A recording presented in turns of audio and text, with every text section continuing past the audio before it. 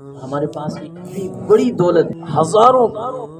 لاکھوں کروڑوں انسانوں میں اللہ رب العزت نے ہمیں پسند فرمایا۔ اللہ کے سامنے کھڑے ہو کر اللہ کی بڑائی کا اعلان کرنا، جس رب کو دیکھا بھی نہیں، جس نبی کا ہم تک کلمہ پہنچا اس نبی کو ہم نے دیکھا نہیں، 1400 سال کے بعد اللہ رب العزت اس نبی کی محبت ہمارے دلوں میں ڈالی، جس نبی کے دور میں اس نبی پر اترنے والے فرشتوں کو بھی دیکھ کر، اترنے والا قرآن بھی سن کر، حضور کی زبان سے سن کر، حضور کے کردار کو دیکھ کر، حضور کی تجارت کو دیکھ کر، دن اور رات کے اعمال کو دیکھ کر ابو لہب ابو جہل وہ نہ مانے، اور 1400 سال کے بعد اللہ نے مجھے تو چلو صحابہ کرام نے اسلام قبول کیا، اللہ نے ان کے ساتھ رضامندی کا اعلان کیا۔ حضور علیہ السلام نے ایک موقع پر فرمایا میرا دل چاہتا ہے کہ میں اپنے بھائیوں سے ملوں۔ صحابہ رضی اللہ عنہ نے عرض کیا اے اللہ کے نبی ہم آپ کے بھائی نہیں ہیں؟ آپ صلی اللہ علیہ وسلم نے فرمایا میرے صحابہ تم میرے صحابہ ہو، تم نے قرآن کو اترتے ہوئے دیکھا، تم نے فرشتوں کو میری مدد کرتے ہوئے دیکھا ہے، میرے بھائی وہ ہیں جو میرے جانے کے بعد آئیں گے اور انہوں نے مجھے دیکھا بھی نہیں ہوگا، مجھ پر ایمان لائیں گے، میرا کلمہ پڑھیں گے، قرآن اترتا ہوا دیکھا نہیں ہے لیکن قرآن پر ایمان لائیں گے، قرآن پڑھیں گے، جنت اور دوزخ کے تذکروں کو میری زبان سے نہیں سنیں گے، میری باتیں ان تک پہنچیں گی، وہ ان پر ایمان لے کر آئیں گے۔ یہ ہمارے نبی نے فرمایا، یہ ہمارے نبی کی کتنا ایسا لمبا زمانہ گزر آیا ہے،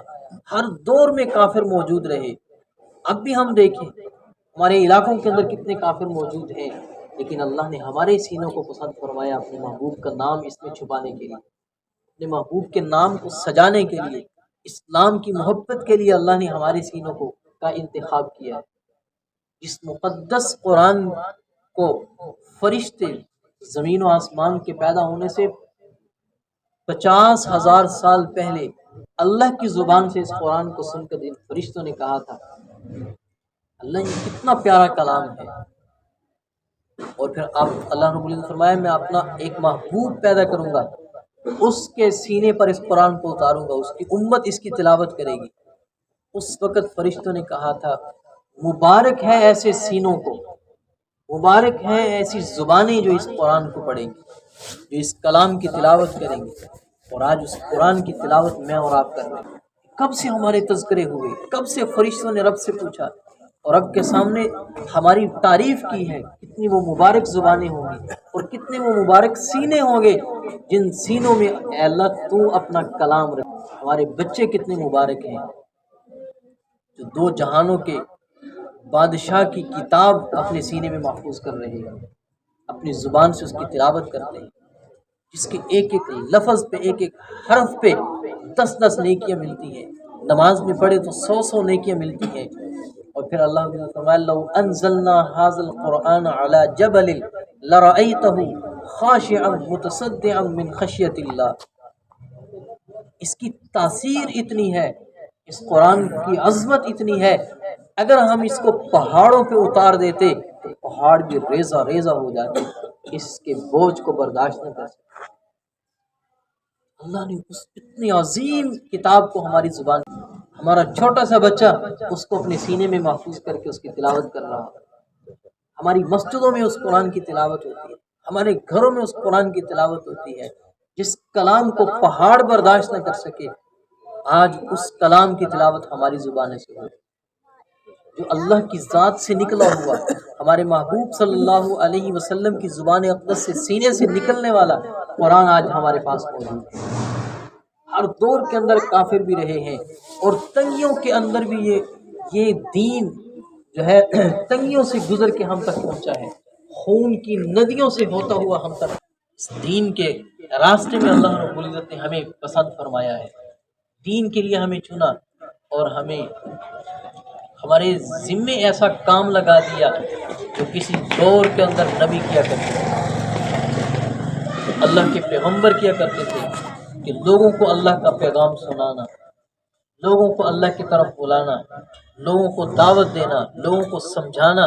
اللہ کے راستے میں نکلنے کے لیے ان کو تیار کرنا، یہ نبیوں کا کام تھا۔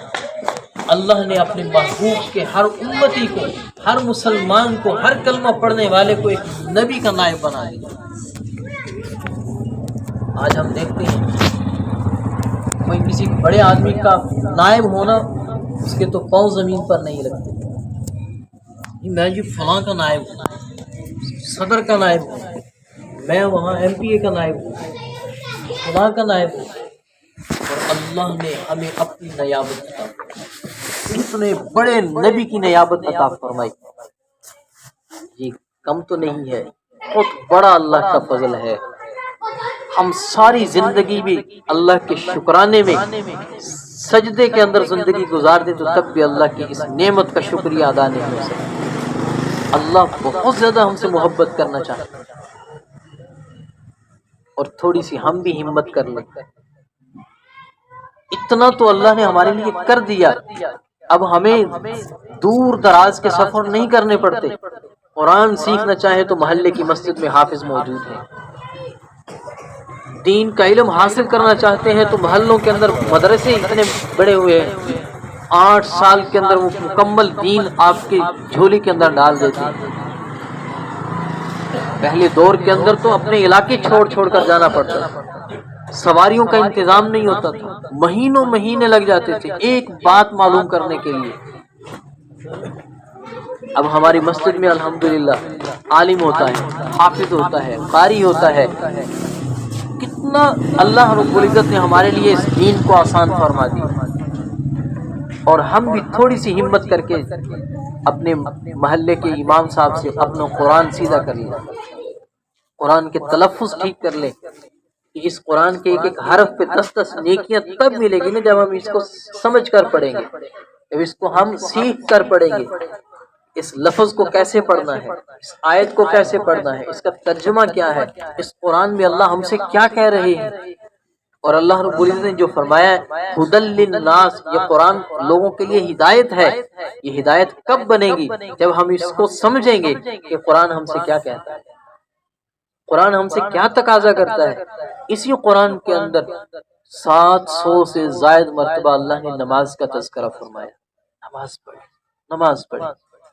اگر بڑا آدمی کوئی ہمیں حکم دے دے، ایک مرتبہ اگر ہم نے سنا نہیں ہے، وہ دوسری مرتبہ آواز دے دے، تیسری مرتبہ آواز دے دے، پھر ناراض ہو جائے گا ہم سے، ہمیں اپنے گھر میں نہیں آنے دے گا. اور قربان جائیں اس رب پر جس نے ہمیں پیدا کیا، ہمیں آنکھیں دی، ہمیں زبان دی، ہمیں لب دیے، ہمیں پاؤں دیے، ہمیں ہاتھ دیے،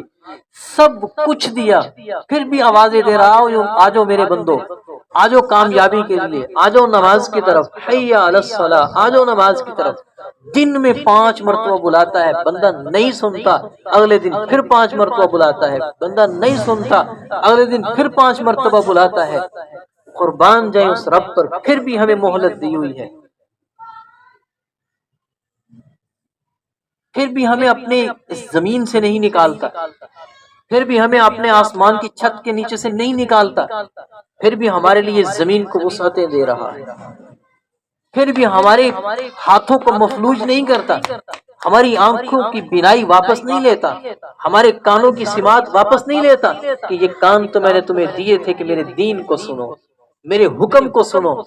میری پکار کو سنو، میرے راستے میں نکلو، میرے احکامات کو سنو، اس پر عمل کرو.